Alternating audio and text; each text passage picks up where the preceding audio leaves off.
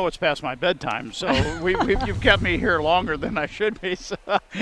But no, another, and I know this is not exact. You'll take a win, but another K-State type of thing where you just don't play well the first two sets. The good news is your team had the resiliency to stick in there and bounce back and pull out that fifth set. Yeah, I mean, that's exactly kind of the type of conversation we had in the locker room. It was a huge gut check win. It was a huge win. RPI-wise, we needed this win. So lots of good in that respect. We passed a 1-6 in game 2. So statistically, we want to pass a 2-3. That's horrible, horrible.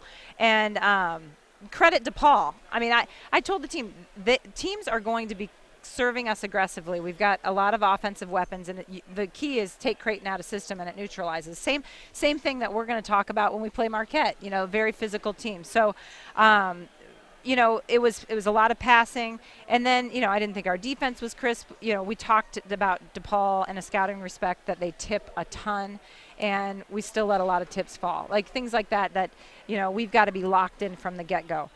But for us to be down 2-0 and regroup and come back and win those 3 games, and as Tom said in the locker room, in game 3 and game 5, they got within 2 points several times, and we pushed and I thought scored to, got kills to win those games. That's huge. And I'm proud of their effort to come back and win this game, and I thought DePaul played a great match. Yeah, game 5 was almost a microcosm. You jump off to a 5-0 lead, and you're feeling pretty good about yourself, and then all of a sudden, again, some bad passing, and we got stuck in that. They tie it up. The good news is you sided out every other time when they served the rest of the match there.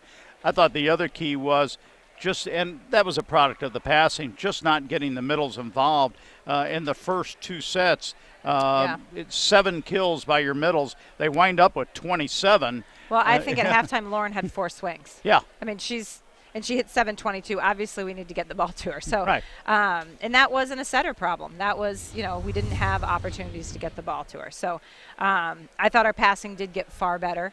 We made a big adjustment in game 3 that I told the team as coaches we should have made that adjustment we made a blocking adjustment, and it should have happened way earlier, and that's on the coaches. We should have made that decision earlier to adjust some things, and I thought that really made an impact too.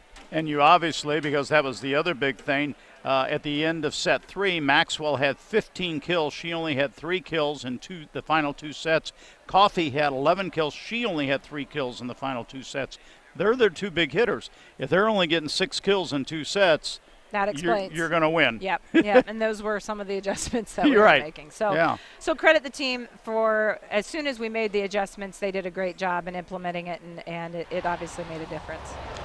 And I know, we talked about it before the match. You were going to go with the 6-2. And like you said, don't blame the setters. They were chasing the ball down all over the court. The passing wasn't crisp. But you felt the need, obviously, to put Maggie in to give the team a lift. Maggie just has a calm. She sets a great ball. She's been our starting setter, for a year. So, again, I didn't, you feel for Kins and Ash. I mean, Ash obviously got to play in another component, but it was not their issue. But I do think Maggie, as a senior leader, has a lot, she's a captain on the team, that she just brings a calm to the team. But, she, in game 2, we still passed a 1-6 and we lost the game. I mean, we had opportunities to kind of push and win that game, and didn't make that happen. So, but I was, again, glad to see us put it back together for 3, 4, and 5. And you and I talked Tuesday night, not to overlook DePaul. You can see how they beat Xavier. Right. They have some quality players out there. And I thought one of the other things was I thought their libero did a very good job early on. Then you start hitting away from her and everything and hitting short on her. There was a lot more roll shots. I noticed even Jay Lee taking something off some shots, putting in the middle, whereas Graham was playing way back in that deep right corner.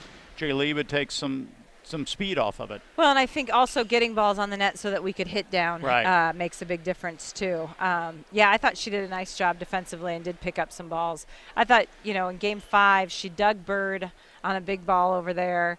And then I was really pleased. We came out of the timeout, and Bird did a great job cutting that ball to take us to, I think, 14-11, which is a big swing for Jess, and that was great to see her do that. I know it's not the match you wanted. You've just soon gotten out here in an hour and a half, 3 sets and everything. But there is something to say about that of the team knowing that they can do this type of thing, particularly going into a match against Marquette. Absolutely.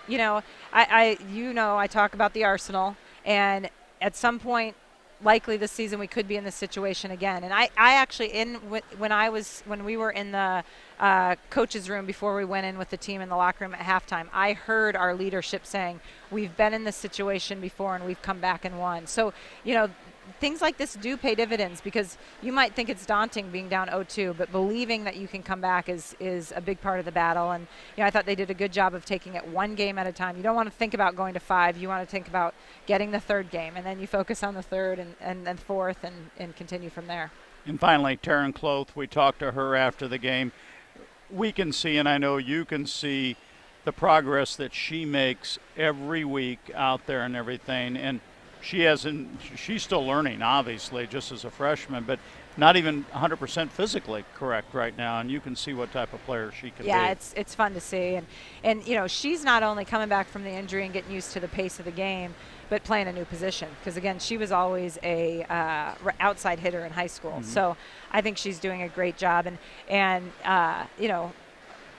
she wasn't hitting with a lot of velocity early, and now I think people are saying, like, okay, now I see that this kid can hit the ball straight down. So, yeah, I think she's going to continue to get better, and it's good to see her have success. I gave her a pat on the back. She had 5 digs tonight. I said, I told her a 6'4" player, a lot of people think that they can't get down, but she shows she can get versatility to get down. We hope that Taryn's going to be a 6 rotation player long term. I mean, we recruited her to play 6 rotation. So I don't think you'll see it this fall, but she's a pretty good serve receiver, and we have not played a lot of defense with her. We haven't put her in much, but in the spring, that will be a big focal point. So you may see a long, gangly kid in the back row in the future in Creighton Volleyball. Although we've got a couple other, maybe not that long and gangly, but we've got some tall kids back there, obviously. Well, it's good to get the win. I know it's not the perfect match, but good teams win matches sometimes when they don't play. The other thing I would give credit is our crowd was awesome. Sure. I mean, we had a huge crowd tonight, almost 1,500 people coming out to support a great cause. We have a player on our team whose mother has battled and at this point beaten breast cancer. We're fortunate. And so it was awesome to see so many fans come out and help us to this win tonight. They share in it for sure. Absolutely. Kirsten, thanks for being with us. We'll see you on Sunday. Thank you, guys. All right. Kirsten Booth with us, and we'll get Rachel back on. And Rachel, just maybe some final thoughts from you on tonight's match. Well, I certainly think you and Coach Booth both echoed it, but, the Jays have shown that they have mettle. When they're